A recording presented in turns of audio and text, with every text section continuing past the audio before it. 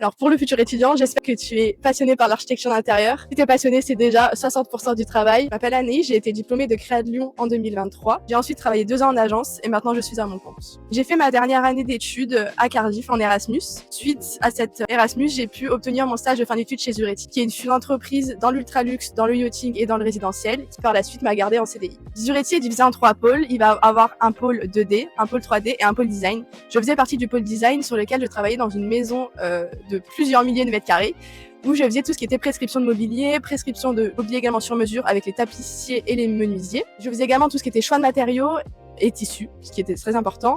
Puis je travaillais un tout petit peu sur AutoCAD pour les plans et pour la correction des plans de menuisier par exemple. Et ça a été justement ce projet sur lequel j'ai travaillé pendant 2 ans, qui était une maison de plusieurs milliers de mètres carrés à l'étranger, qui avait un budget exorbitant. Alors l'inspiration, je trouve qu'elle se travaille grâce à la curiosité, parce qu'on a l'inspiration dans tout ce qui va être design, mais également l'inspiration dans toute la technique. Donc pour le design, ça va être plutôt tout ce qui va être réseaux sociaux et Pinterest, mais également auprès des artisans en regardant un peu tout ce qu'ils ont déjà fait.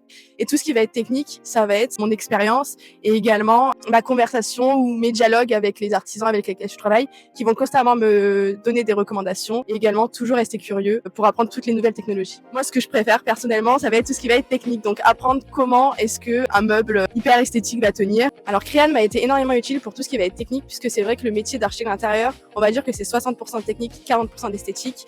Et chez Créad, on apprend réellement toute la technique. Ça va être ce que fait le plaquiste, le menuisier, le plombier, l'électricien. On apprend toutes les normes, on apprend également tous les logiciels.